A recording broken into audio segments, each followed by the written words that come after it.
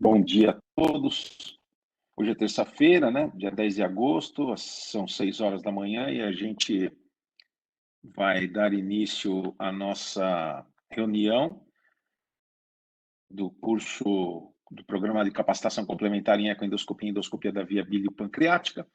E cabe ao Dr. Ibrahim Lebrahim a apresentação do artigo científico, na qual nós vamos discutir, e logo em seguida a gente vai ter a apresentação de um caso clínico. Então, por favor, Ibrahim, fique bem à vontade para iniciar a apresentação do artigo científico. Bom dia para todos. Hoje vamos apresentar um artigo científico sobre a utilidade da ecoendoscopia com FNA para determinar a candidatura cirúrgica em pacientes com câncer pancreático após terapia neoadjuvante. O câncer de pâncreas é a quarta causa de morte por câncer e ele tem uma taxa de sobrevivência bem baixa ainda, de 8% aos 5 anos. A ressecção cirúrgica representa o único tratamento potencialmente curativo, porém 80 até 85% dos pacientes se apresentam com lesões não ressecáveis, por ser localmente avançados ou por ter metástases à distância. Os tumores não ressecáveis, devido à propagação local, são classificados em relação à proximidade dos vasos principais. E eles se dividem em câncer pancreático ressecável limítrofe, ou borderline, que é definido como um contato do tumor menor a 180 graus com a artéria mesentérica superior ou tronco celíaco, ou quando apresenta contato com a artéria hepática comum, sem envolvimento do tronco celíaco ou a bifurcação da artéria hepática comum, ou quando apresenta um contato maior a 180 graus com a veia mesentérica superior ou a veia porta, com possibilidade de ressecção e reconstrução dessa veia. E o outro tipo, o câncer pancreático localmente avançado, que é definido como quando apresenta contato maior a 180 graus com a artéria mesentérica superior ou tronco celíaco, ou quando apresenta um contato com a veia mesentérica superior ou a veia porta que seja não reconstruível. É impossível de ressecar e construir essa veia. Um terço dos pacientes com câncer pancreático se apresenta nesse estado de câncer borderline ou localmente avançado. E eles recebem um tratamento quimioterápico redutivo para, posteriormente, avaliar a candidatura desses pacientes para uma cirurgia ressectiva. Então, definir a candidatura cirúrgica após quimioterapia desses pacientes é normalmente realizado mediante o exame de tomografia, mas a tomografia pode resultar não confiável por não diferenciar a natureza do tecido perivascular que pode permanecer depois de um tratamento quimioterápico, se é de tipo fibrose, se é tipo inflamação, se é um tecido neoplásico. Inclusive, o estudo, ele menciona um trabalho que foi feito onde 22% dos tumores que foram classificados por tomografia após quimioterapia como não ressecáveis, foram ressecados com uma cirurgia com margens livres. Então, a ecoendoscopia com FNA é um método seguro e preciso para diagnóstico e estadiamento do câncer pancreático, bem como para avaliar o compromisso perivascular inicial prévio a qualquer tipo de tratamento e a recorrência após ressecção. Mas até o momento não temos estudos que avaliam a utilização da ecoendoscopia com FNA nos casos de câncer pancreático após quimioterapia redutiva prévia à cirurgia. Então, o objetivo desse trabalho é avaliar a utilidade da ecoendoscopia com FNA na decisão da candidatura cirúrgica após quimioterapia redutiva em pacientes com tumor pancreático borderline ou localmente avançado. Por esse motivo foi realizado esse estudo, que é retrospectivo e foi incluindo pacientes entre o ano 2005 e o ano 2016. Foram incluídos todos os pacientes com diagnóstico de câncer pancreático borderline ou localmente avançado, que receberam um tratamento quimioterápico neoadjuvante com ou sem radioterapia, apresentando boa resposta com estudos de imagens e que foram referidos pelo Pancreas Tumor Board para uma econdoscopia com FNA por a persistência de tecido perivascular suspeito, que eles chamaram periarterial soft tissue cuffing. Foram excluídos desse trabalho os pacientes que se apresentaram sem resposta ou com piora do quadro por estudos de imagens durante o seguimento, durante a quimioterapia, pacientes com WIPLE prévia ou pacientes sem seguimento após a econdoscopia com FNI.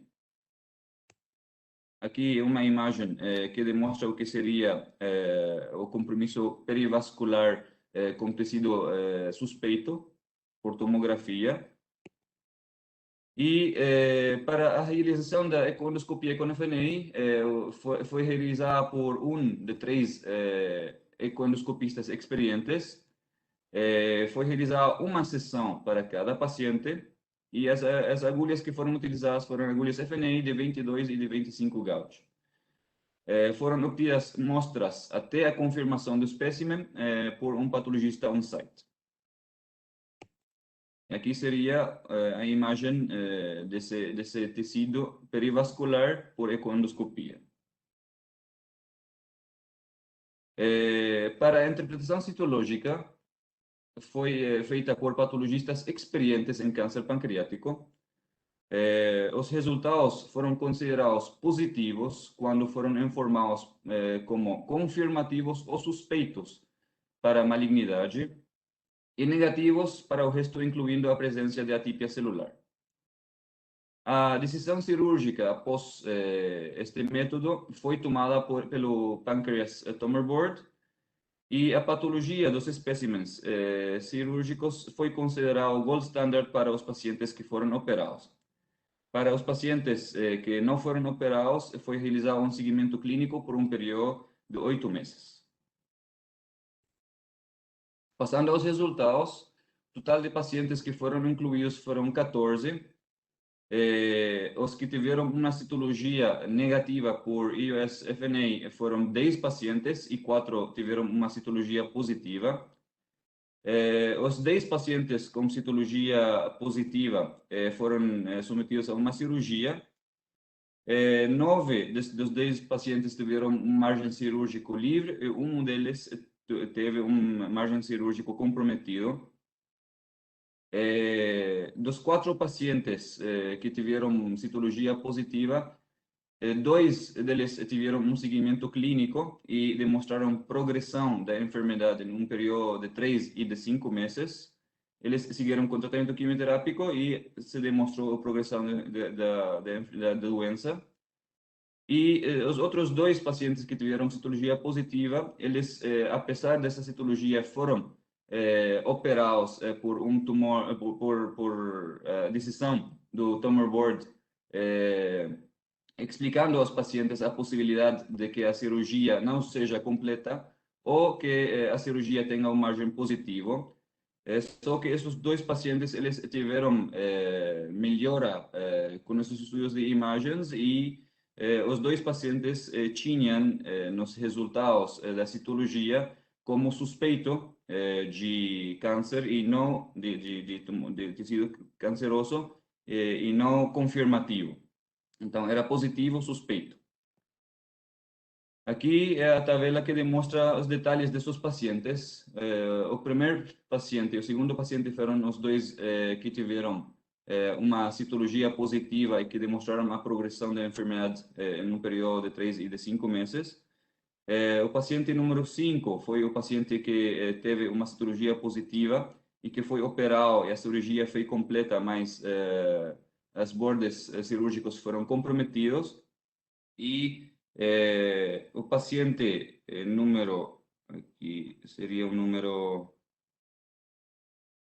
5, e teve um paciente que é o número 12, que ele teve uma cirurgia também com uma citologia positiva, mas a cirurgia não foi completada por a presença de compromisso dos vasos durante a cirurgia.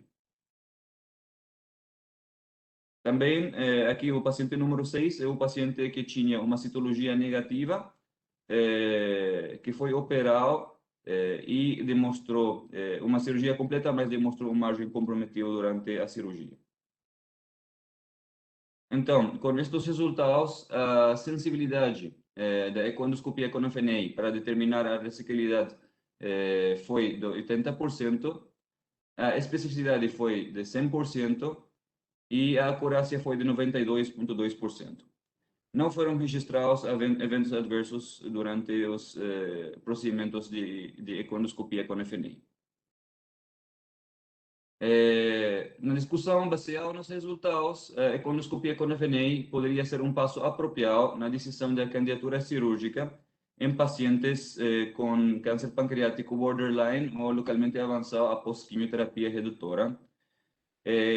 Dos 10 pacientes com citologia negativa, 9 foram operados baseados nos resultados de ecoendoscopia com FNI e tiveram uma cirurgia potencialmente curativa. E eles poderiam haver perdido esta oportunidade dessa cirurgia solamente baseado nos resultados da tomografia. As morbilidades cirúrgicas foram evitadas em 2 dos pacientes com citologia positiva e o progresso desses pacientes demonstrou a progressão da enfermidade. E os resultados dos outros 2 pacientes que foram operados confirmaram os achados iniciais que foram dados por ecoendoscopia com FNI. A tomografia apresenta alto valor preditivo para determinar a impossibilidade de ressecar um câncer pancreático, porém, só apresenta 45 a 79% de valor preditivo para determinar tumores ressecáveis. Após o tratamento neoadjuvante, a tomografia é ainda menos confiável por a dificuldade que apresenta para diferenciar a inflamação de tumor residual. Também, baseado nos valores de CA-DC99, eles tendem a ser inferiores em pacientes com tumores ressecáveis após quimioterapia, porém não existe um valor de corte clinicamente utilizável. Então, passando às limitações desse trabalho, é um estudo unicêntrico retrospectivo com um número limitado de pacientes.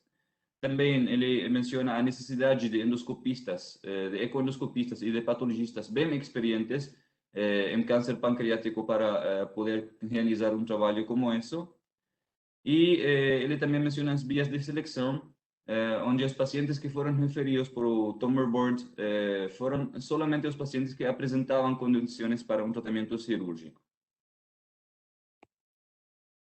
Nas conclusões, menciona que a ecoendoscopia com FNI poderia determinar a candidatura cirúrgica em pacientes com tumores borderline e localmente avançados após tratamento neoadjuvante, mas se precisam de estudos prospectivos de maior população para considerar a ecoendoscopia com FNI no algoritmo do manejo de seus pacientes. Esse é o nosso trabalho. Muito obrigado. Obrigado, Ibrahim. Em primeiro lugar, eu quero parabenizar o Ibrahim, né, porque foi o Ibrahim que escolheu esse trabalho. Eu acho que o grupo nosso de residentes está realmente começando a entender qual que é a proposta, né, desse nosso programa de capacitação. E como vocês podem ver, esse trabalho é um trabalho muito bem elucidativo e mostra que nós, que fazemos gastroenterologia e endoscopia digestiva, devemos sair da nossa zona de conforto para entender um pouquinho melhor as doenças pancreáticas, né? E principalmente o câncer pancreático, chamado câncer pancreático borderline, que hoje, através das regras, né, muito bem regidas pelo MD Anderson, né, pelos grupos americanos de oncologia, mostram que esses pacientes podem se beneficiar de um tratamento, né, de um tratamento neoadjuvante quimioterápico. E o endoscopista tem que ter noção de todos esses conceitos, né, que o Ibrahim passou nesse trabalho. Então, eu percebo que vocês, por escolherem um trabalho como esse, um trabalho bom, É um trabalho, apesar da quantidade pequena de pacientes, mostra exatamente um papel muito bem definido da ecoendoscopia com punção, e é uma coisa que eu já discuto já há muito tempo, né? Inclusive a Elisa, pena que a Elisa, que também já ficou com a gente, não está aqui, mas a Elisa está cuidando de um trabalho que trata exatamente sobre isso, né? Sobre o câncer pancreático ressecável, né? Possivelmente ressecável, borderline, e o papel da ecoendoscopia. E é exatamente isso. Nesses casos, a tomografia para controle pós-tratamento, ela falha, porque ela também não consegue determinar o que é tecido inflamatório do que é tecido neoplásico, bem como a ecoendoscopia. Mas a ecoendoscopia tem uma arma a mais. Qual que é a arma? A arma é a punção aspirativa ecoguiada. E aqui ainda vocês estão vendo um trabalho que mostrou ecoendoscopia com FNA, não com FNB, o que é fundamental e vai mudar com certeza os parâmetros para indicação ou para o encontro de pacientes candidatos ao procedimento operatório, mostrando que realmente a ecoendoscopia tem feito parte integrante do algoritmo do diagnóstico e do tratamento desses pacientes com a simples punção biópsia aspirativa. Então, eu gostaria de colocar em discussão, queria ouvir a opinião dos colegas que estão aí, né? O Marcos Clarencio, a Raquel, o Humberto, e depois, por fim, né, a gente vai deixar o Rodrigo falar exatamente o que é que ele pensa em relação a isso, né? Esse é um conceito muito novo, tá? Da ecoendoscopia como método de controle do tratamento neoadjuvante em pacientes com câncer de pâncreas borderline. Então, por favor, fiquem bem à vontade para a gente iniciar as discussões. E o Fila, não posso esquecer do Fila, ele já apareceu aí, né? O Fila apareceu. Tá. A gente só vê o cabelo branco, o Fila, mais nada aí agora. É mesmo? Escuro atrás. Melhorou? Bom dia, melhorou, tá ótimo. Bom dia. É, então, eu queria começar a fazer uma provocação. Eu acho que você falou muito bem, quer dizer, escolher esse artigo mostra que as pessoas envolvidas no tema estão expandindo seu universo, quer dizer, como que eu realmente participo de uma equipe multidisciplinar informando como o paciente tem que ser operado. É assim, neste momento nós estamos fazendo o seguinte, a gente está dizendo assim, olha, tem um carro na garagem. Como é que eu tiro o carro da garagem? Então eu tenho que dizer assim, olha, as laterais estão livres, está distante, né? Então este método obviamente permite isso. A gente já chegou a discutir de determinar ponto de ressecção, né? Fazendo uma biópsia no que vocês enxergam, por exemplo, nos limites do ducto pancreático acometido por um IPMN, por exemplo. Mas mesmo por um adenocarcinoma pancreático também a gente poderia falar disso. Bom, então a minha provocação já que o grupo pensou, como que vocês entendem um trabalho desse que faz as relações entre o tumor e o mesênquima, os tecidos de sustentação, ser avaliado por citologia, dizendo que a atipia, se for atipia, eu estou fora, eu não digo nada.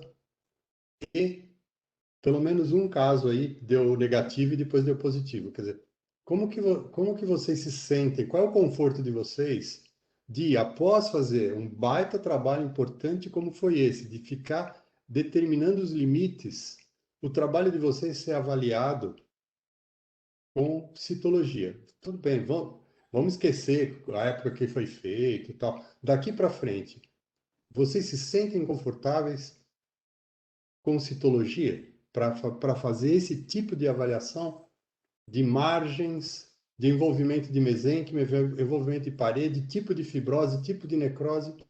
Como é que... Porque é isso, vocês já adquiriram uma capacidade crítica em relação ao resultado esperado da biópsia que vocês fizeram. Vamos lá, Ibrahim, pode responder. Uma excelente pergunta, em primeiro lugar. Quero agradecer o Fila, que cada vez mais engrandece essa reunião, né? Nada como você ter um patologista experiente com mais de 30 anos aí Começa a falar de cuidando, peito. né? E fazer. e fazendo o diagnóstico de doenças pancreáticas, né? Vamos lá, Ibrahim, o que você acha? Como é que você se sente, né, avaliando a citologia? Na verdade, que apesar que demonstrou uma sensibilidade, uma especificidade e uma acurácia aceitáveis, eu acho que a citologia ainda não é tipo, se a gente tem a possibilidade de uma biópsia, ter um tecido histológico mesmo, seria o ideal, porque a citologia ainda não demonstra uma perfeição, e temos também, com um número pequeno de pacientes, a gente teve uma margem de erro também que é importante dentro de tudo. Eu queria saber o que o Tarek acha e eu quero saber também o que o Alex acha, né? Que são os nossos 3 residentes. Por favor, Tarek, Alex. Bom dia, doutor. Bom dia a todos. Tudo bem? Bom dia, tudo bem?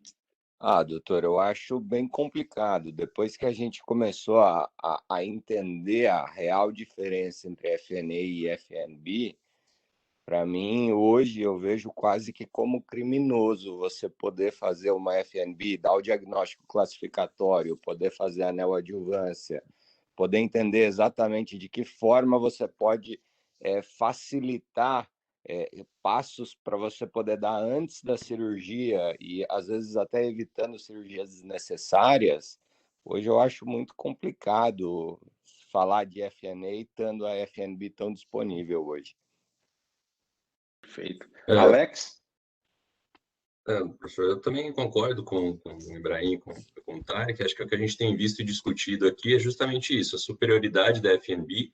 O Dr. Fila sempre fala da questão do material, então a importância do material que a FNB coleta, e com a possibilidade do FNB de você fazer imunohistoquímica, enfim, dar nome, dar endereço, sobrenome, endereço da lesão, ou seja, você não fica refém da citologia, que é um pouco limitada, apesar da gente ver até em discussão em uma outra reunião ontem, não a do pâncreas, que o pessoal ainda insiste na citologia em alguns casos, inclusive alguns patologistas, enfim. A gente espera que isso mude, justamente por isso, né? Ser mais específico, é melhor. Eu queria rapidamente, ainda né? pegando... Nossa, desculpa, Pode só falar, para Fila. citar uma coisa, que mesmo com FNA, você pode fazer exame histológico, mesmo com ela, né? Quer dizer, porque a gente não... se a gente precisa determinar a relação entre tumor e parênquima, tumor e tecidos adjacentes, eu acho que a única via é a citologia, a histologia. Desculpa. E a atipia. Você recebe um diagnóstico de atipia. Se você fizer o índice de proliferação mais o P53, você pode dizer, puxa, essa atipia é neoplásica, essa atipia... Não, essa atipia é apoptótica, é inflamatória. Quer dizer, você lança a mão de vários recursos adicionais. Perfeito. Eu queria ouvir o comentário do Marcos Clarencio, queria ouvir também, rapidamente, o comentário eu vi aqui que o Otávio está aqui, quero saber a opinião dele. Por favor, fique à vontade, Marcos, Otávio. Bom dia.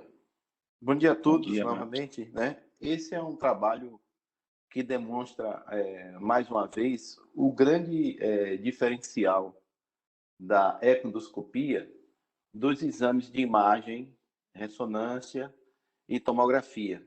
É claro, a ressonância e tomografia ainda vão avançar, eles vão melhorar, eu tenho certeza disso, com o decorrer do tempo.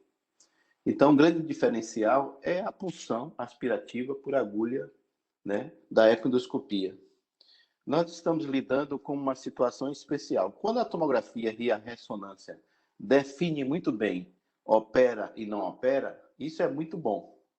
Mas quando está aí no meio, que é um terço, né, a gente fica cheio de questões e a biópsia, sem dúvida nenhuma, vai definir isso, né? Eu acho que um bom ecoendoscopista avaliando muito bem e com a possibilidade de agora fazer biópsia, vai ajudar muito o paciente.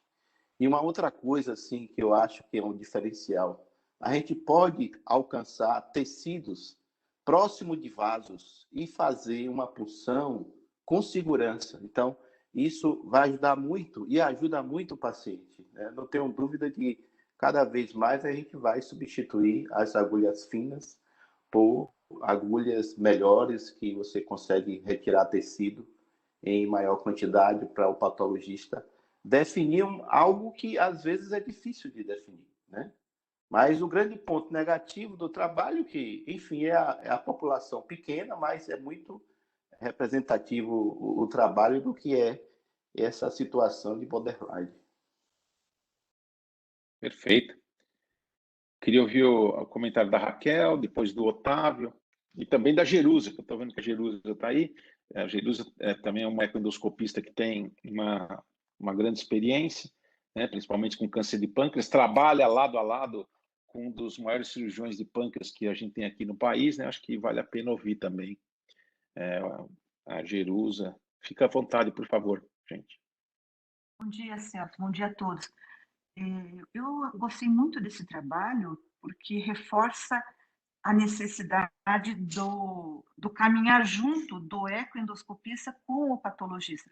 Eu acho que não é nem a questão de fazer a punção com agulha ou obter biópsia ou aspiração, é sim essa capacidade do patologista de trabalhar junto, como o Dr. Fila colocou. Eu acho que talvez seja o caminho que temos que insistir nos diversos locais, nesse trabalho do patologista, de caminhar junto. Eu acho isso é o caminho que está, talvez, precisando de maior crescimento no momento. Porque ecoendoscopistas já temos bem capacitados, não que nós não tenhamos patologistas capacitados, mas que tenham essa visão do estudo do pâncreas, da neoplasia pancreática que o Dr. Fila tem. É isso aí. Alguém mais quer fazer algum comentário? Oi. É o Otávio, tá falando aqui. Bom dia a todo mundo. Ô, Otávio, tudo bem? Bom dia. Eu ia falar exatamente o que a Raquel disse, porque eu acho assim que vou falar um pouquinho de técnica, que é a parte que eu gosto, né? Tecnicamente, para a gente funcionar uma massa pancreática, usar FNA ou FNB não muda muito para a gente. Mas eu acho que o principal de usar a FNB é ajudar o patologista, é aquilo, caminhar junto com o patologista. Por quê? Com a FNB, nós vamos conseguir mais material e vamos facilitar a vida do patologista na hora de analisar o tecido coletado. E, por exemplo, na necessidade de imunohistoquímica, essas coisas, o patologista vai ter um material maior, com maior quantidade e também com maior qualidade para ele poder trabalhar e dar o diagnóstico mais fácil para todo mundo. Acho que, minha opinião, acho que é isso sobre as agulhas. Perfeito. Rodrigo, quer fazer algum comentário?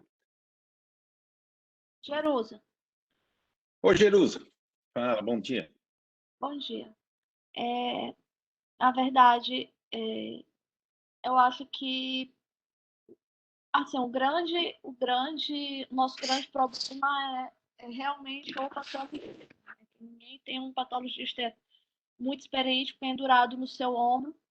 E é como o Dr. Fila falou, a questão aí seria a análise, o nosso conforto em dizer, na citologia que a gente sabe que é muito falho, em liberar ou não liberar um paciente, ser o fator, da verdade, aí de decisão, né? A gente estudou até ano passado um trabalho, acho que com vocês, sobre a quimioterapia, né, nesses pacientes, assim, indicar a cirurgia imediata ou a quimioterapia neoadjuvante nesses pacientes dessa decisão. Acho que foi um trabalho de 2020, ano passado, que a gente estudou. E, realmente, a nossa decisão é quando a gente tem ou não essa conversa com o patologista, como a gente tem com o filler, e dizer, eu usei, sei lá, por tal motivo a FNA, mas dá para fazer a microastrologia, tem segurança? Ok. Ou não, logicamente, se a gente tiver disponível a FNB, isso já está muito claro, né?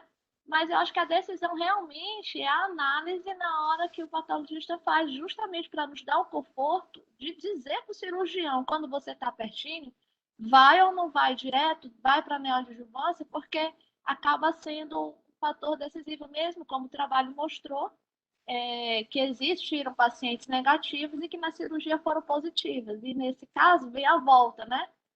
Ah, e aí? E a citologia foi negativa. Realmente, pode ser. A gente sabe que a citologia falha. Então, se a gente tiver mais material e se tiver análise microhistológica por todos os patologistas, isso vai facilitar muito mais.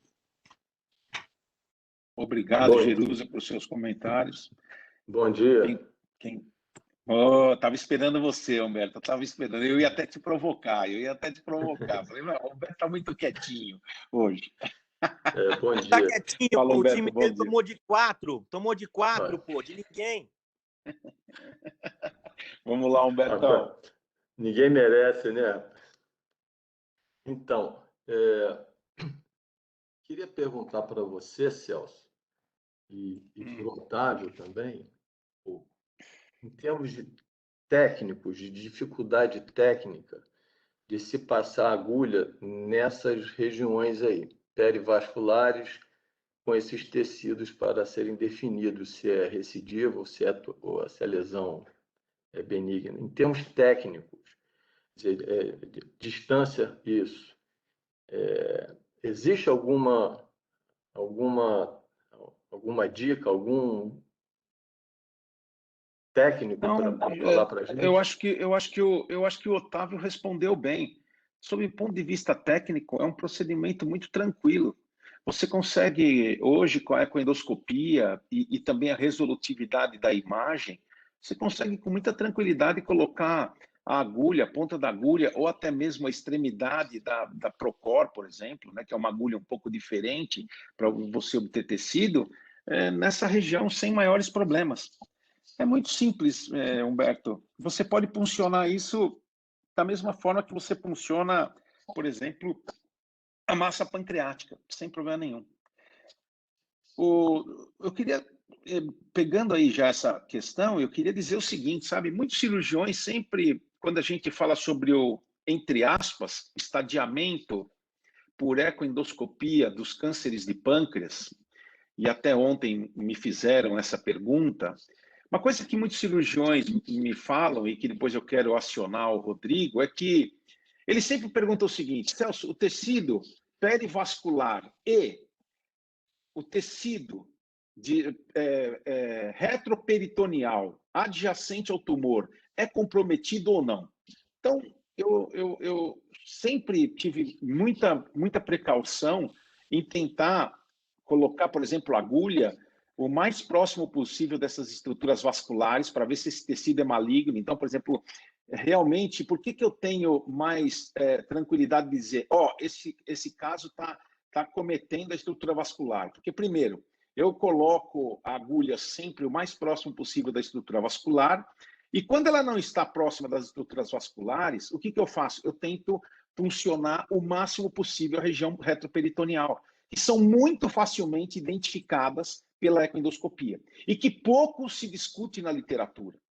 Então, eu queria já provocar, né, o Rodrigo em relação ao trabalho e em relação a isso que eu acabei de dizer para ele, para saber o que é que ele pensa em relação a isso. Rodrigo, bom dia e, mais uma vez, muito obrigado aqui por estar aqui com a gente, compartilhar seus conhecimentos aí.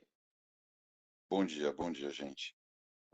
Acho que eu entendi bem a pergunta do Humberto também, e é isso muito que estava na minha cabeça agora. Vou explicar por quê.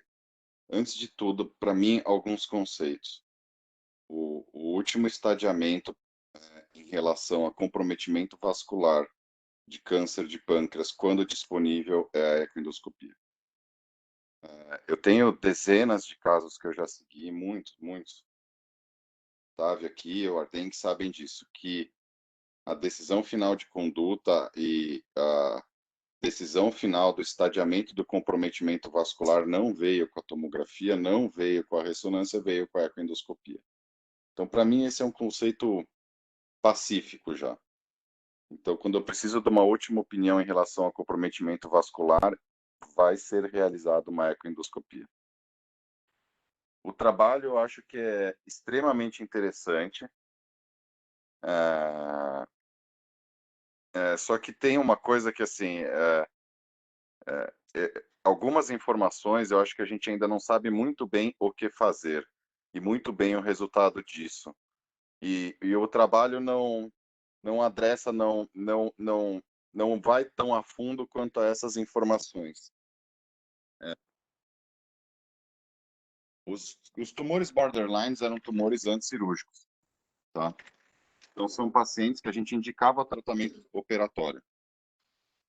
No intraoperatório desses pacientes, quando se fala em relação menor do que 180 graus com os vasos, o que era feito na cirurgia era simplesmente ver se existia, no final das contas, um envolvimento endoluminal pelo tumor ou não, necessitando uma reconstrução vascular.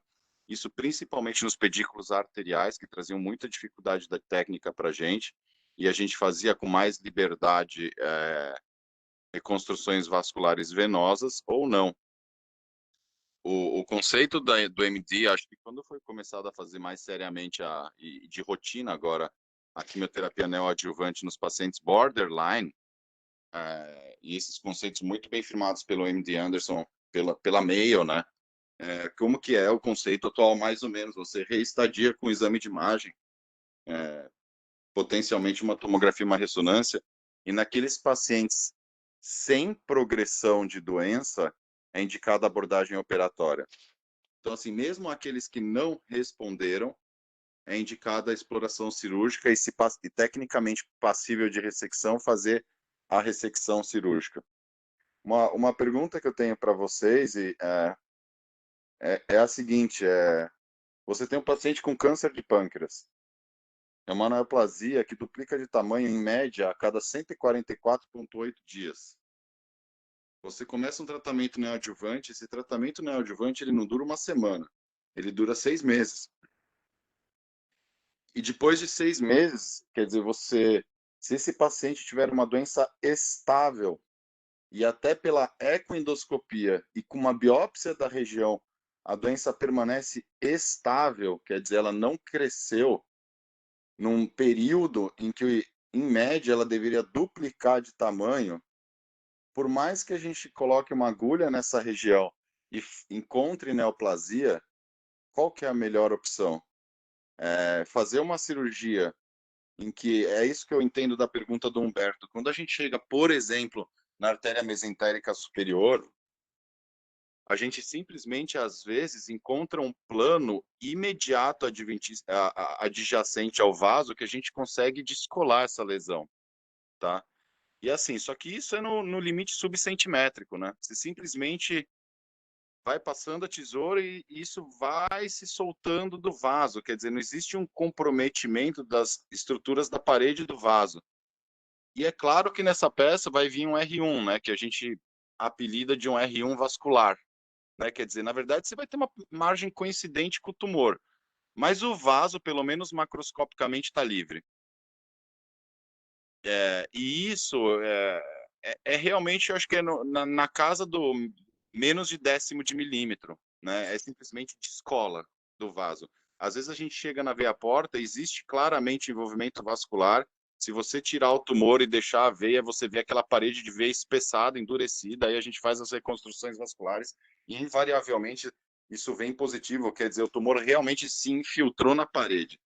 Agora, a minha pergunta é o seguinte: e nesses casos que você tem uma estabilidade de tamanho de lesão, você ainda tem tumor perivascular ou periarterial, mas ele não cresceu em 6 meses e você consegue um R1 vascular, você consegue descolar esse tumor do vaso. Qual que seria a melhor conduta? Entendeu? A gente não operar esse paciente? Ou será que esse é um paciente que a gente tem um ganho, pelo menos, de sobrevida, ou, às vezes, de qualidade de vida, com tratamento neoadjuvante, estabilidade, tratamento cirúrgico e tratamento adjuvante na sequência? Essa é a grande dúvida da literatura, né, Rodrigo?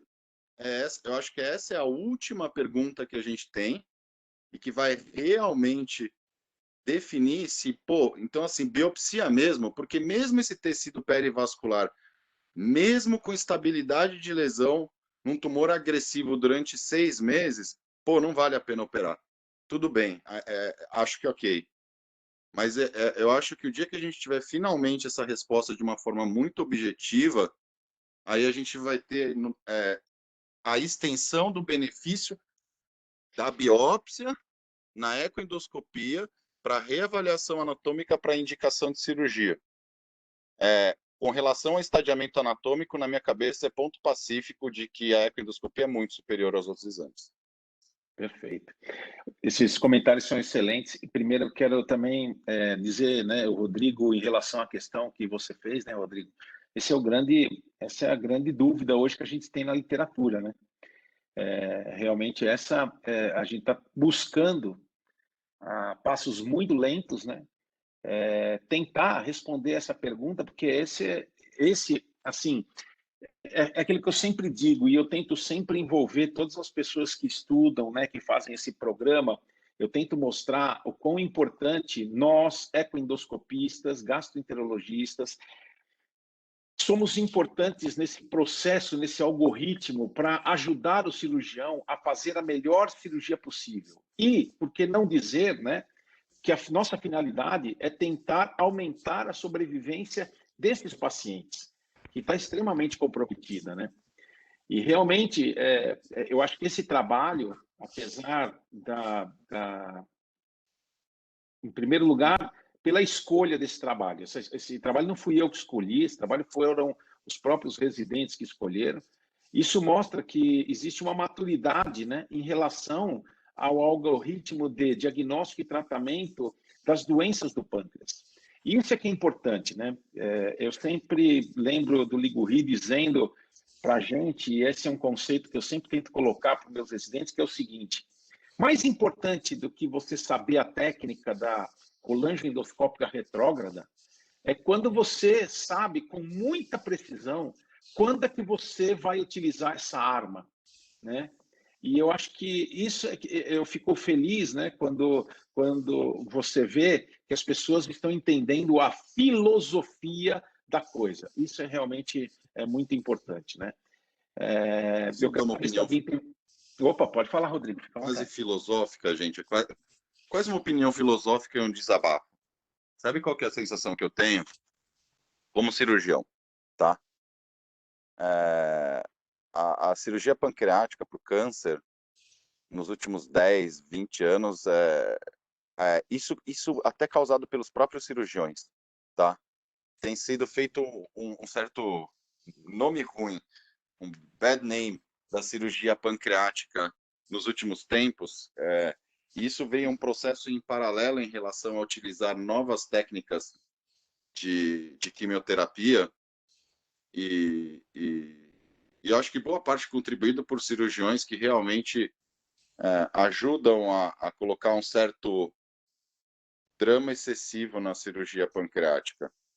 Eu acho que a gente ainda vai entrar num estado de equilíbrio em que, é claro que eu estou falando em centros de grande volume, em centros de excelência no tratamento cirúrgico, como a gente está falando daqui. Então, assim, um centro que faz esse nível de ecoendoscopia, esse nível de amostragem de tecido adjacente perivascular, a gente discutindo relação de milímetros de lesão, eu acho que a gente está numa fase em que a cirurgia pancreática para câncer está com uma má fama.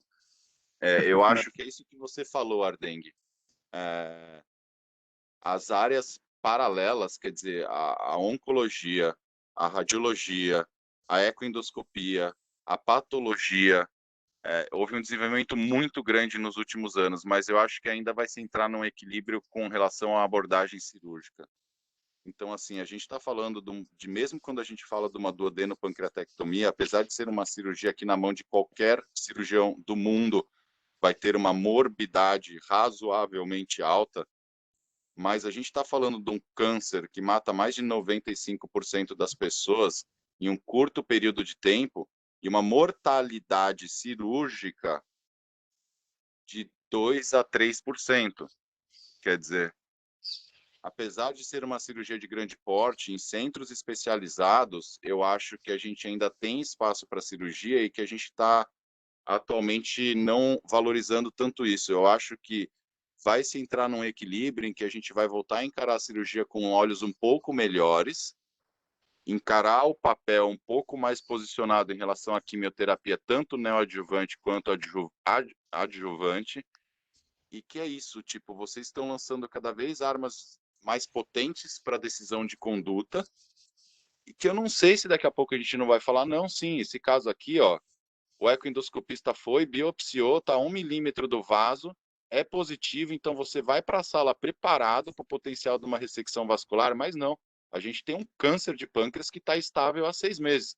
Você vai fazer sim um R1 vascular, com uma mortalidade cirúrgica baixa, muito baixa, e esse doente pode ter benefício.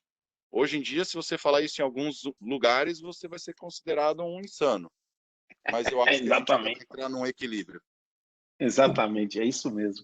Filo, acho que você queria fazer os comentários finais aí? Não, eu queria unir isso daí. Eu acho que o Rodrigo encaminhou bem para o potencial cada vez maior da ecoendoscopia estadiar o caso. Então, primeiro, a biópsia pode mostrar que essa aderência aí, que eventualmente estariam julgando como tumor, não é tumor, é fibrose ou necrose, principalmente pós-químio. Agora, minha pergunta é se vocês não, o ecoendoscopista não vai poder, ou já pode, deixar algum marcador de limite, né? Então, vamos lá, nos tumores de mama, quem passa a agulha deixa um clipe. Na colonoscopia, coloca um nanquim. Quer dizer, vocês já não têm algum recurso, tá? Porque uma vez que vocês estão aperfeiçoando a capacidade de estadiar, deixar já a marcação para o cirurgião? Olha, eu vou te falar uma coisa, Fila. Realmente, você fez uma pergunta que eu acho fundamental. Porque nós temos, por exemplo, os fidúciais, né, que são pequenas partículas, são pequenos cubos, né, que entram pela agulha e podem ser largados na região.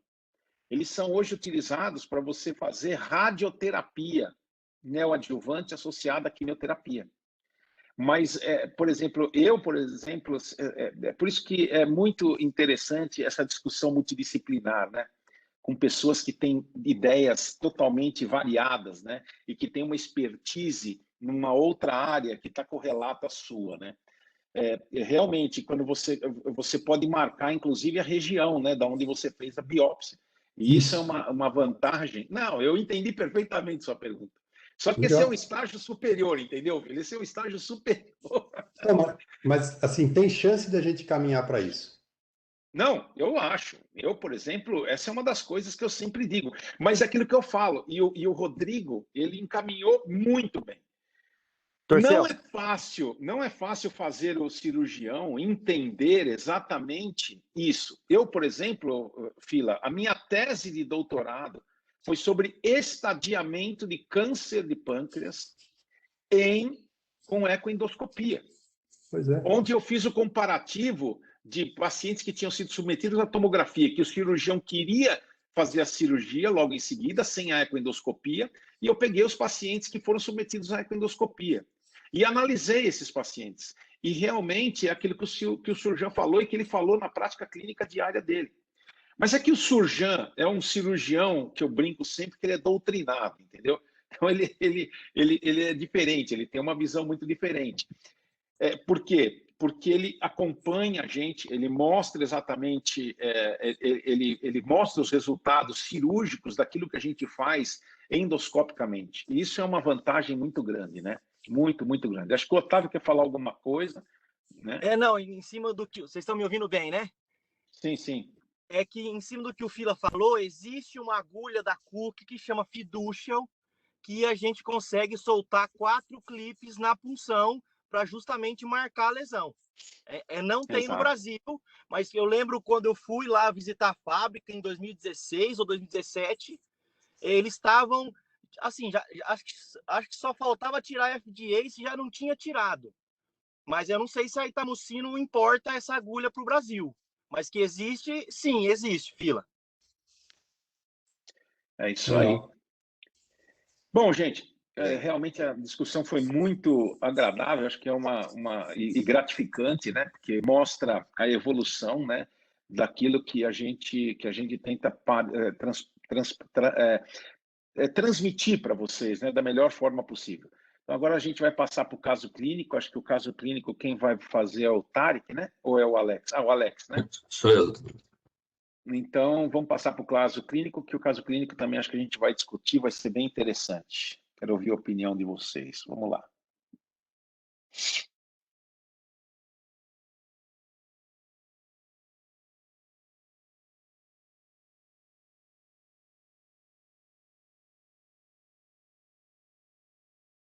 Ok.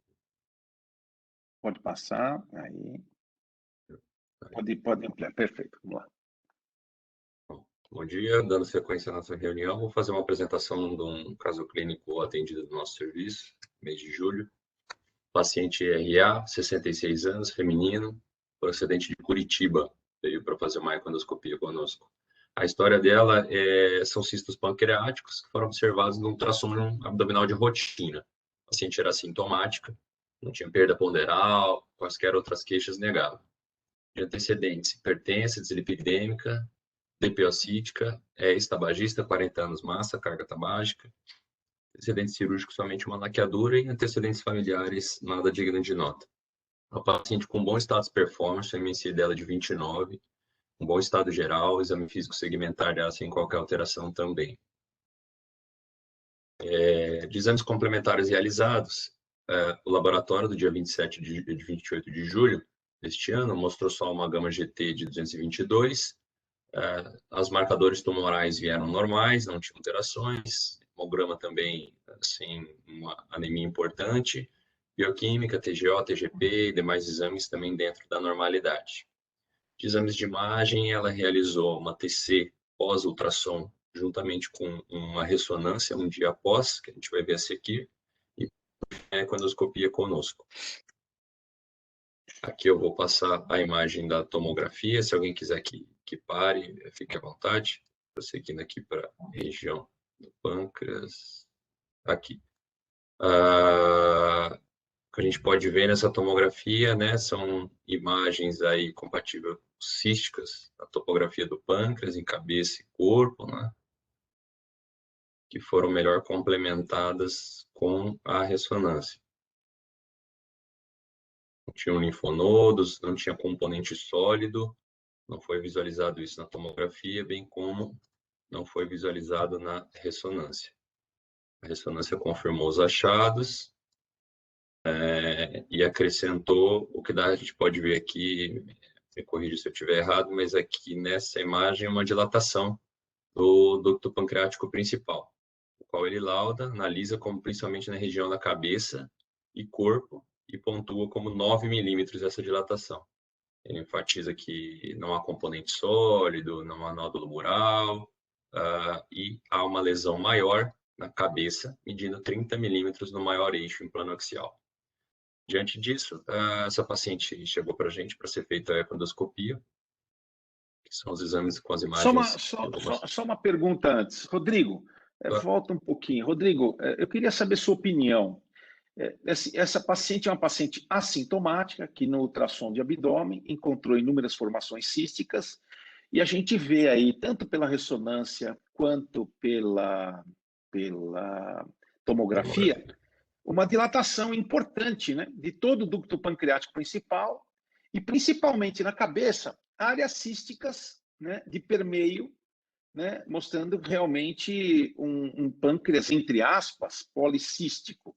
Eu quero saber qual seria a sua opinião. Esse paciente chegou no seu consultório, tá?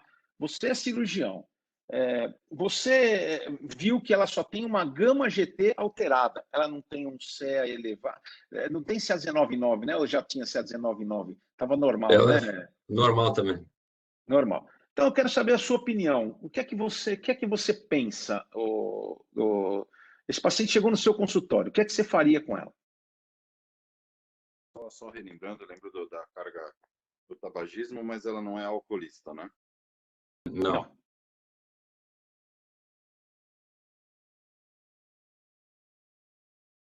Perdão. Primeiro, eu acho que a sequência de investigação por hora tá adequada. A elevação de gama GT eu ia acabar investigando mesmo, ia seguir esse mesmo tipo de investigação.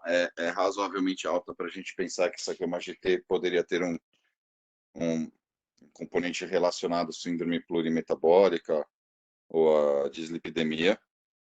Na progressão desses exames e chegando nessa fase na ressonância, o que ia me preocupar é essa dilatação do ducto principal. Nesse momento, os marcadores são todos negativos, acho que a gente não pode se fiar completamente a isso, mas é um bom fato se a 19,9 está normal. E eu partiria, sem dúvida, agora para realizar uma eco. Então, assim, Eu não lembro como que está a FA, se a FA também estava alta.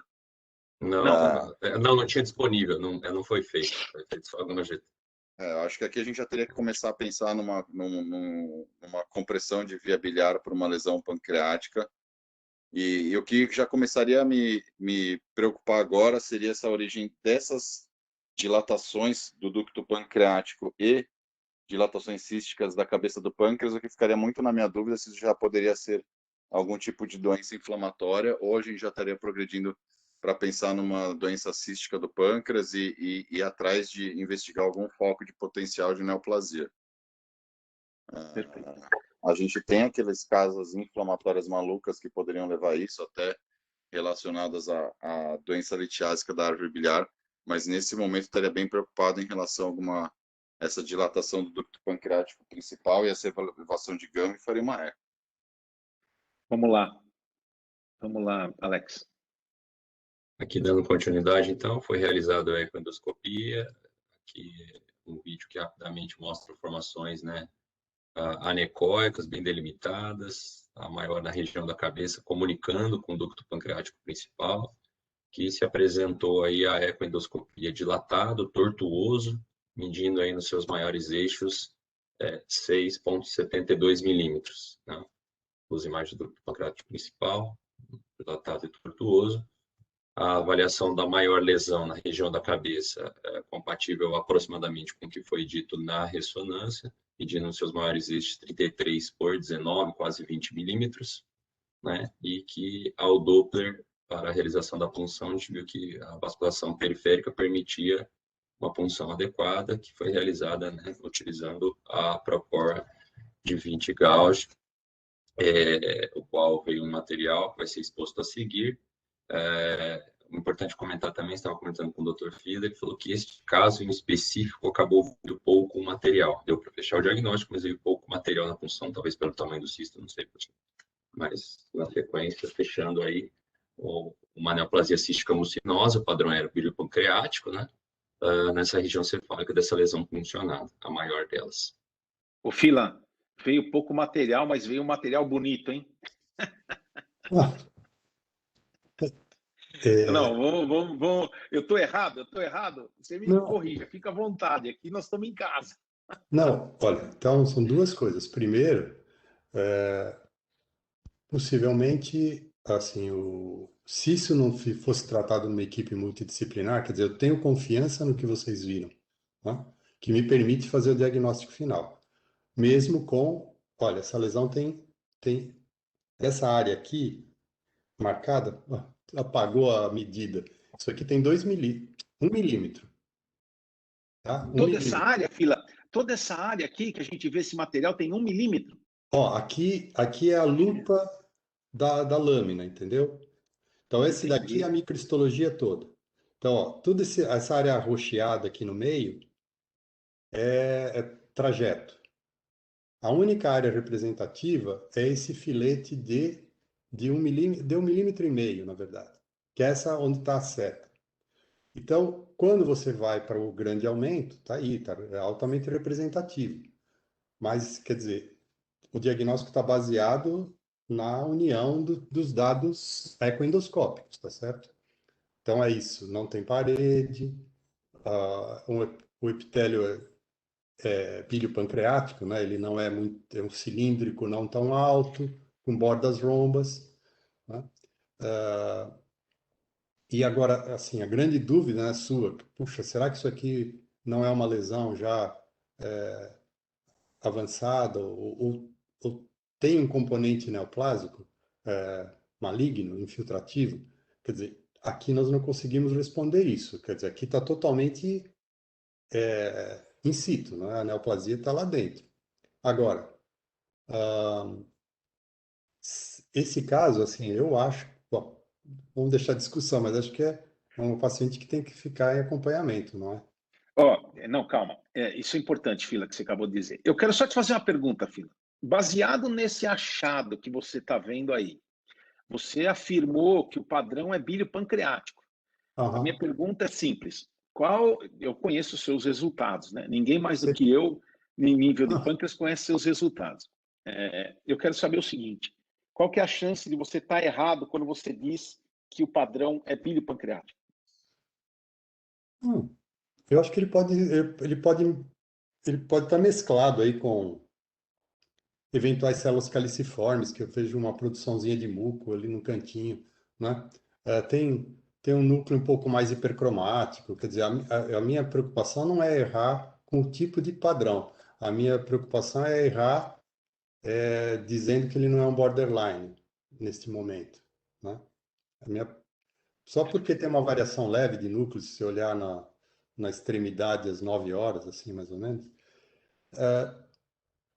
Então, a minha maior preocupação é essa, quer dizer, com o material abundante, eu poderia fazer um julgamento melhor disso e, eventualmente, a imunistoquímica, se eu for fazer aqui, vai dar inconclusiva. No corte que você fizer, Claro. acabou esse material.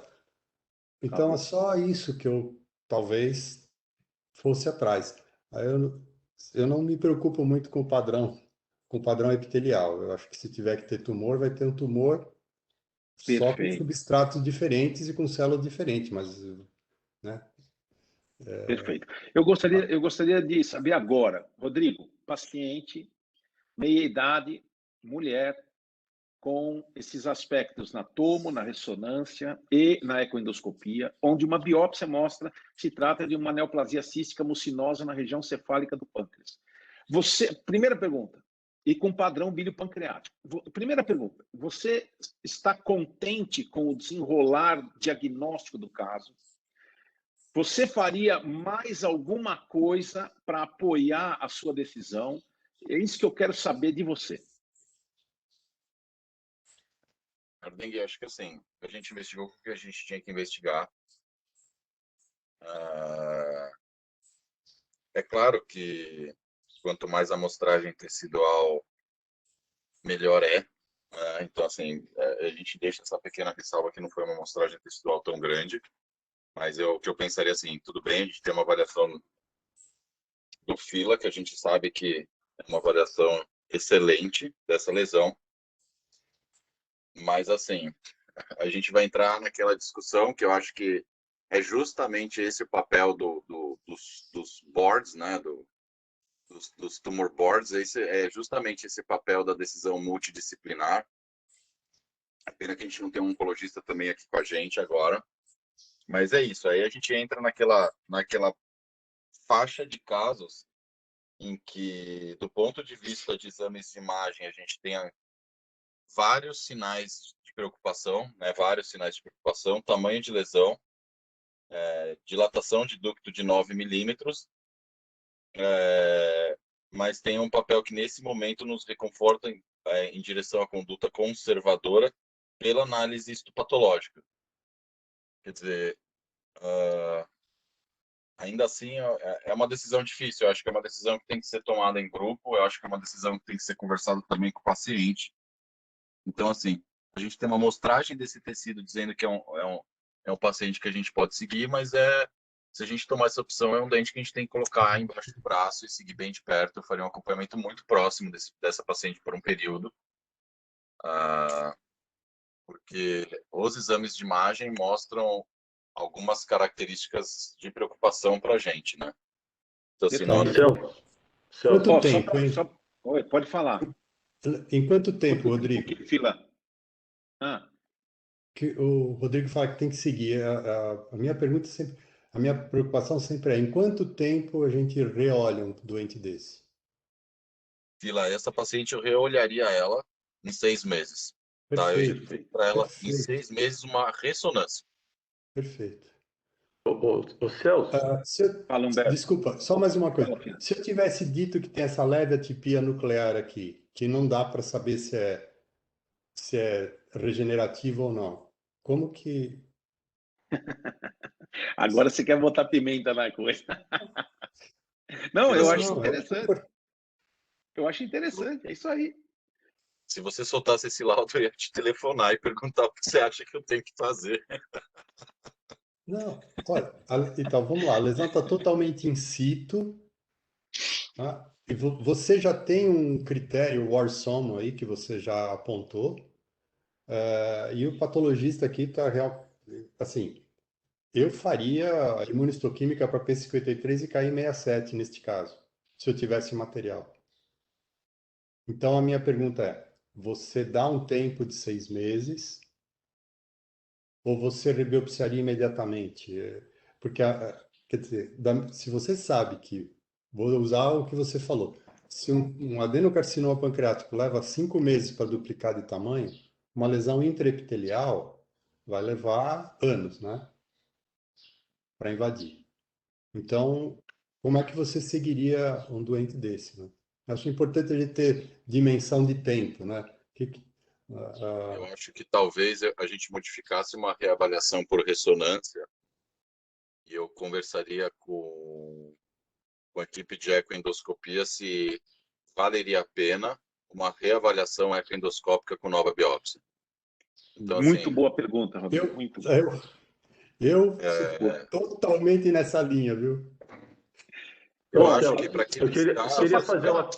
Antes de fazer uma pergunta, Humberto, antes de fazer a pergunta, só para dizer o seguinte, ó, essa paciente é uma paciente que a gente está bem à vontade para discutir, porque essa paciente é minha, de consultório, tá? Então, tudo que a gente discutir aqui, a gente pode discutir com tranquilidade mesmo.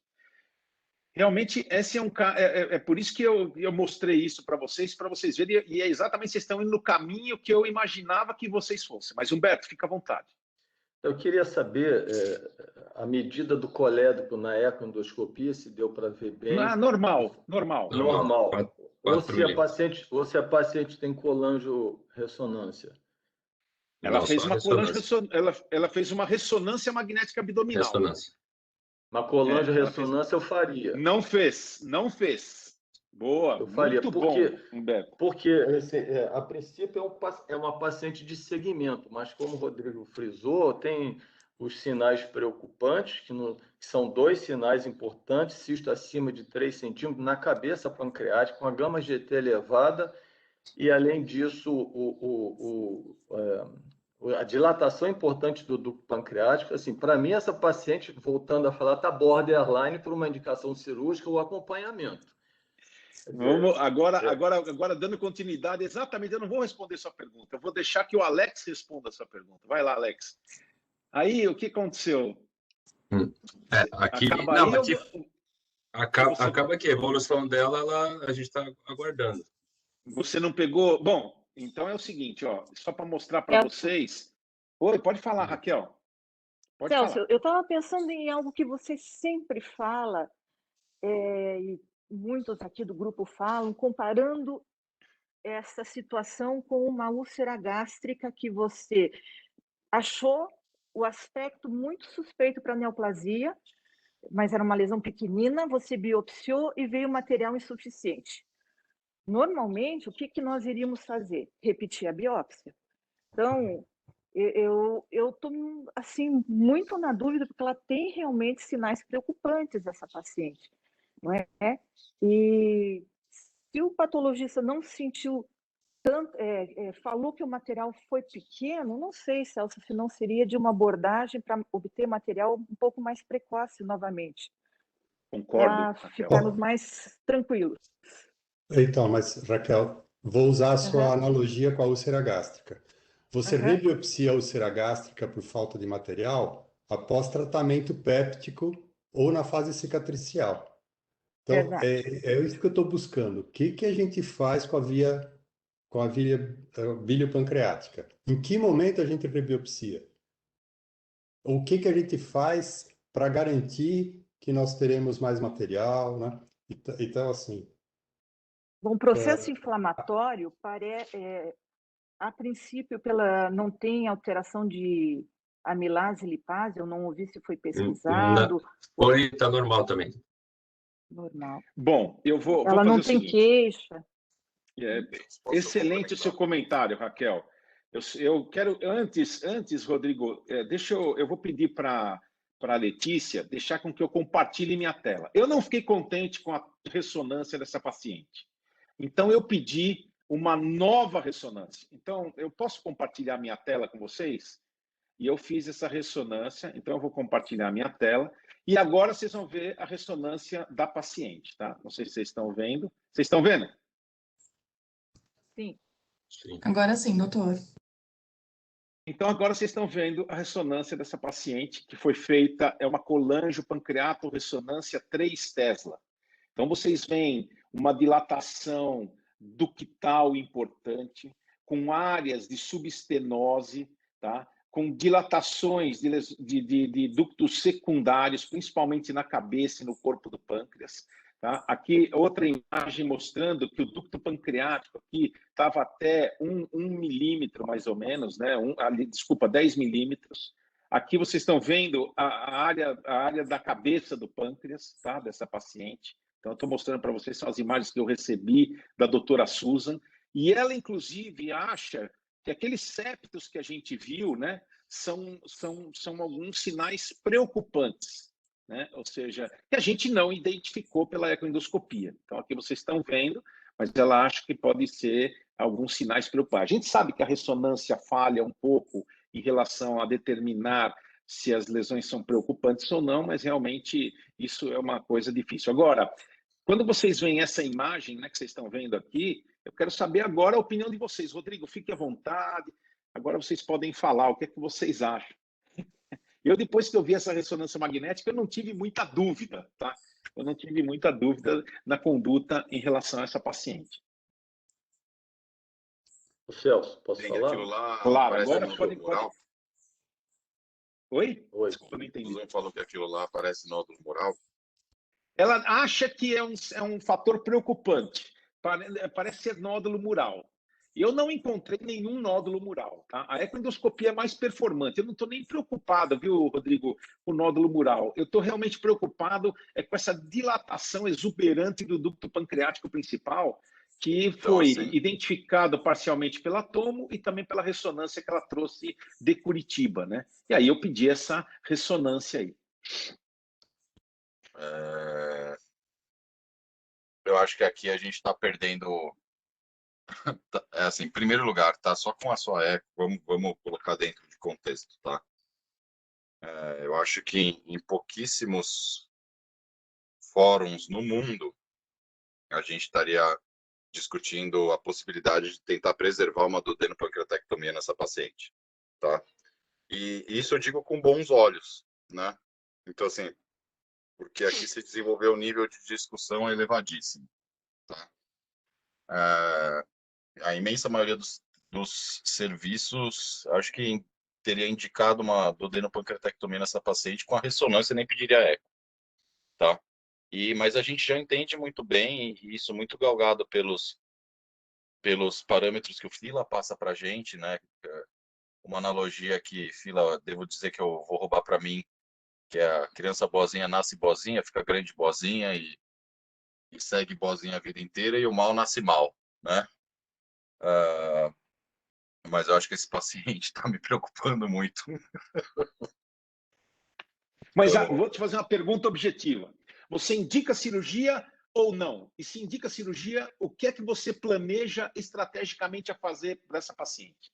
Eu acho que nesse momento eu teria uma última discussão com você, Celso, se valeria a pena você entrar de novo, se você acharia que vale a pena mais a amostragem tecidual,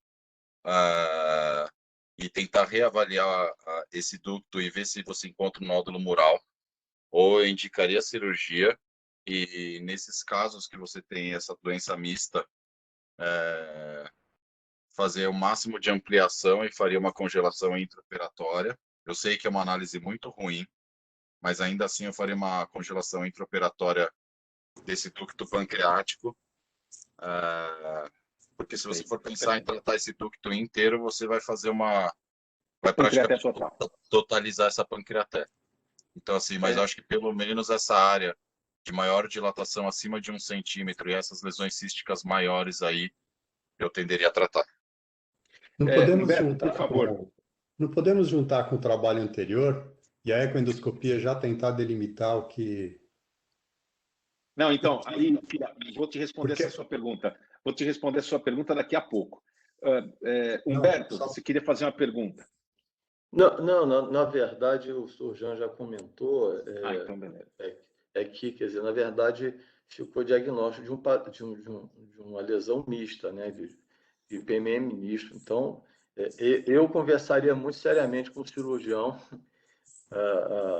não teria dúvida quanto a isso. Uma paciente de 66 anos, apesar de tabagista, eu acho que tem um status aí de clínico bom, e eu não teria muita dúvida em questionar muito a cirurgia, que cirurgia fazer.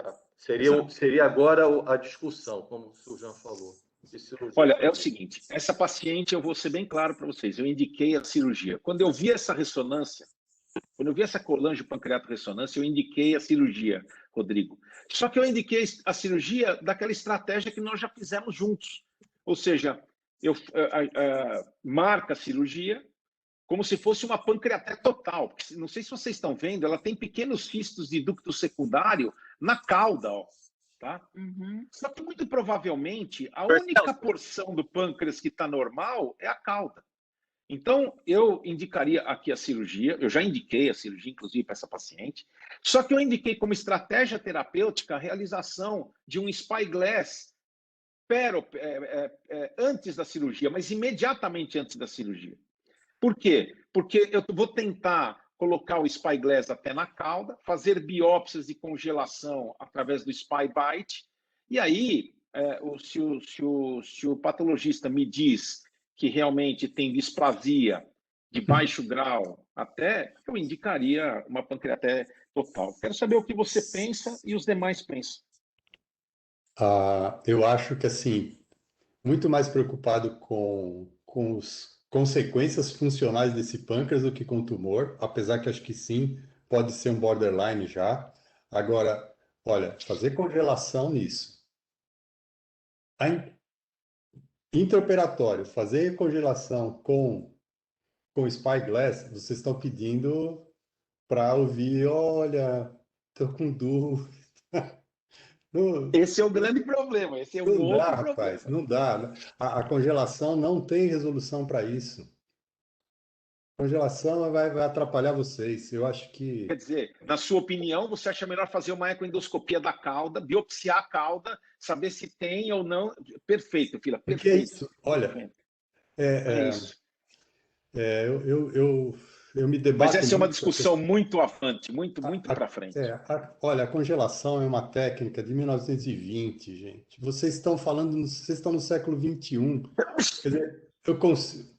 olha, com um fragmentinho de 1 milímetro eu consegui te dar uma resposta.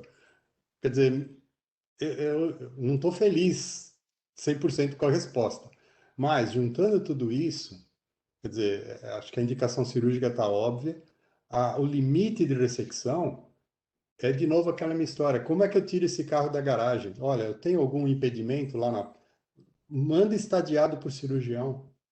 Eu acho que a rebiópsia, com finalidade de estadiamento, acho que é muito mais rica, vai dar segurança para todo mundo. Congelação, putz, vocês vão ficar doidos lá. É verdade. Rodrigo, e agora, o que você acha? Eu concordo com o Fila. O que a gente vive no intraoperatório, isso, Fila, estou falando assim, até em casos de câncer de pâncreas, tá?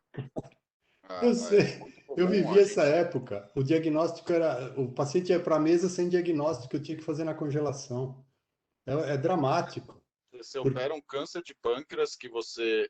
cefálico, você corta o corpo do pâncreas, distante da lesão, e ainda assim a gente comumente mandava margem. Eu nem mando mais margem, assim, do corpo do pâncreas. Era sempre aquela história, não, mas está inflamado, não sei se é célula inflamatória, não sei se é displasia.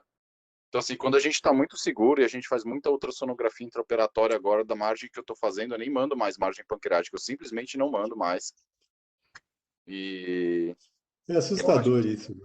Eu acho que deve ser realmente feita uma decisão pré-operatória e no final das contas, ou Ardengue mostrar esse tecido do ducto na cauda, ou fazer uma ressecção um pouco mais estendida. Eu já vi que vai passar um pouco do corpo do pâncreas aí, quer dizer, a gente não seria feita uma transecção em nível de túnel de veia-porta, Acho que teria que correr um pouco mais para a direita aí em direção Olha, ao corpo do eu pâncreas. eu queria fazer. Se for manter pâncreas, um acompanhamento super de perto dessa paciente.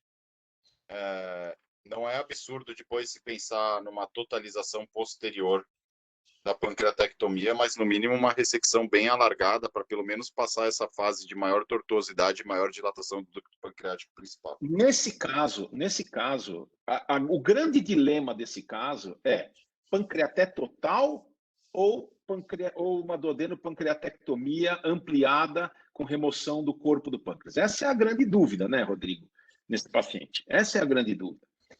E eu vou te falar uma coisa, eu acho que você vê como a gente realmente aprende nessa reunião. Eu acho que eu tenho cada vez mais indicado SpyGlev nesses pacientes.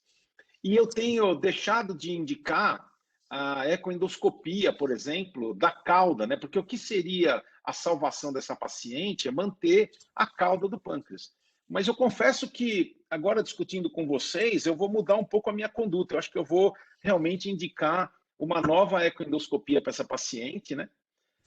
Antes do procedimento operatório. Mas eu vou simplesmente biopsiar a cauda. Não vou mais biopsiar a cabeça, porque com essa imagem, eu não tenho muita dúvida que a cabeça dessa paciente, a cabeça do pâncreas dessa paciente, tem que ser operado. Isso eu não tenho muita dúvida, né? Com esse achado, eu já acompanhei vários pacientes assim, numa época que a gente não conhecia muito bem a doença. Esses pacientes, depois de algum tempo, depois de um ano e meio, desenvolveram neoplasias, né? Então, eu acho que não vale a pena a gente acompanhar esses pacientes. Eu acho que realmente a indicação da cirurgia está feita.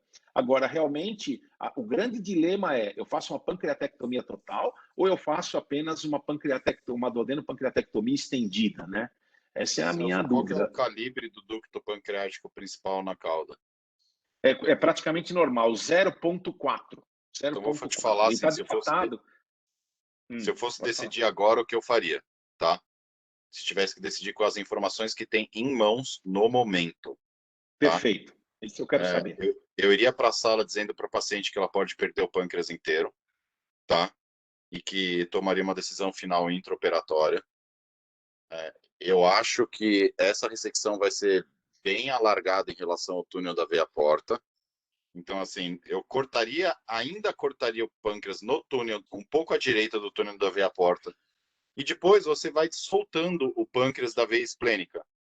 E eu faria ainda um bom trajeto, faria talvez uma segunda transecção. E se eu tivesse uma segunda transecção com um ducto pancreático de um calibre razoavelmente preservado, eu acho que eu faria uma anastomose nessa região e não totalizaria nesse momento. Se a gente Quer dizer, você não usaria nem a congelação, nem nada para fazer esse tipo de procedimento. Não. Perfeito. É uma opção. Acho ótimo. A convicção do que o Fila falou, que a congelação só vai atrapalhar, porque eu vou te dizer o que vai acontecer. A única coisa que a congelação pode fazer é você achar uma área razoavelmente sadia do ducto pancreático principal no intraoperatório, e o patologista vai entrar na sala e falar: putz, não sei, pode ser que tenha algum problema, e aí você vai ser obrigado a totalizar com essa informação. É isso aí. Eu acho muito melhor você reabordar no futuro do que aguardar uma informação um pouco Eu acho que a congelação nessa cirurgia do ducto pancreático vai te obrigar a fazer completar, porque vai te colocar numa dúvida, e aí você vai ter uma informação duvidosa e você não vai ter outra opção a não ser completar a pancreaté. Perfeito. Lembrando algumas coisas, nas neoplasias císticas pancreáticas policísticas, né, nos IPMNs múltiplos, a gente tem essa reserva de conduta de tratar as áreas de alto risco e acompanhar as áreas de menor risco. E aqui, se for pensar, por exemplo, na realização de uma cirurgia minimamente invasiva, a gente tem muito menos aderência para uma reabordagem cirúrgica. Então, assim, reabordar essa paciente no futuro, seguindo essa paciente de perto, para completar uma pancreatectomia, claro que é sempre um segundo procedimento cirúrgico, claro que a gente está falando de uma segunda cirurgia pancreática, toda morbimortalidade, mas não é um procedimento impeditivo. Então, eu acho que se eu tivesse que decidir hoje, seria provavelmente minha conduta essa. Perfeito. Alguém tem mais algum comentário? Por favor, fique bem à vontade, porque a gente já está num tempo, praticamente já está expirando. Então, se alguém tiver algum comentário, que seja breve, e a gente ficaria bem feliz de saber se alguém tem mais algum comentário. Humberto, fala aí. Celso. Oi, Jerusa. Não, eu só queria destacar que, felizmente, essa paciente é uma paciente do seu consultório e que é diferente a conduta dos pacientes, que é por quem estuda pâncreas, né? Porque às vezes a gente recebe o paciente por gastroenterologias gerais ou por cirurgiões gerais, e que essa paciente vem fazer eco, volta, ótimo, acompanha daqui a 2 anos. E, ou seja, a pulga atrás da orelha foi um grande lance do acompanhamento dessa paciente, de ir atrás para poder tomar uma decisão totalmente diferente, né? Eu também concordo com o senhor, quando eu olhei o ducto pancreático de 9 milímetros, fiquei intrigada ali na biópsia. Claro que a biópsia do Dr. Fila deixa a gente mais tranquilo, mas a gente tem que lembrar da coexistência de outras neoplasias também no parênquima do pâncreas, e que não daria nem para a gente ver só na biópsia do cisto, né? De repente, um paninho associado, alguma outra coisa que a gente não ia ver por ecoendoscopia. Então, acho que seria a melhor conduta. Não, e além de tudo, né, por exemplo, você vê essa paciente, ela estava sendo tratada, né, ela estava sendo acompanhada. Então, o que acontece? Você vê como é importante, porque ela estava sendo acompanhada e estavam pensando, entre aspas, um processo inflamatório, ou seja, uma pancreatite crônica. E, na verdade, isso foi o que foi dito. E a filha é médica, para vocês terem ideia. E foi por causa da filha médica que eles vieram me procurar. Ou seja, então o que acontece? Você vê que você tem que ter um pouco mais de conhecimento em relação a isso. Como é que pode ser uma pancreatite crônica se a paciente não bebe, se a paciente praticamente não fuma, se ela não tem absolutamente nenhum dado epidemiológico em relação a isso? E outra coisa, que é fundamental, a ecoendoscopia mostrou que se trata de um IPMN.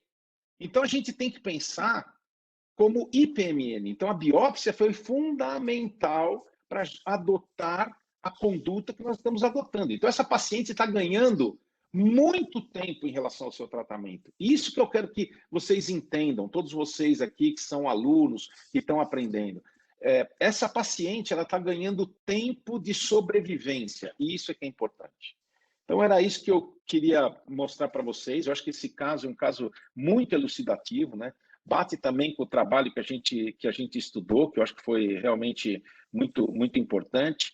Então, infelizmente, a gente já está bem adiantado, nós vamos ter que acabar a reunião. Essa reunião realmente foi muito profícua, muito proveitosa. E eu lembro para vocês que todas essas reuniões são gravadas, tá? E elas estão no meu canal no YouTube, então, se vocês quiserem, vocês podem entrar no canal. Vou passar depois o endereço para vocês. Nós temos lá praticamente 50, 60 vídeos já das nossas reuniões, que são extremamente interessantes. Então, eu agradeço mais uma vez aos comentários fantásticos, né, de todos vocês que participaram desse evento. Se mais alguém quiser participar, fique bem à vontade sempre para participar, né, se vocês quiserem apresentar algum caso. E a gente se encontra na próxima terça-feira, exatamente às 6 horas, para mais uma discussão. Muito obrigado por tudo, Rodrigo, Bom dia a todos. Humberto, Bom dia a todos. Um abraço. Obrigado. Bom dia. Tchau. Bom dia, tchau, tchau. Bom dia, Bom dia a todos.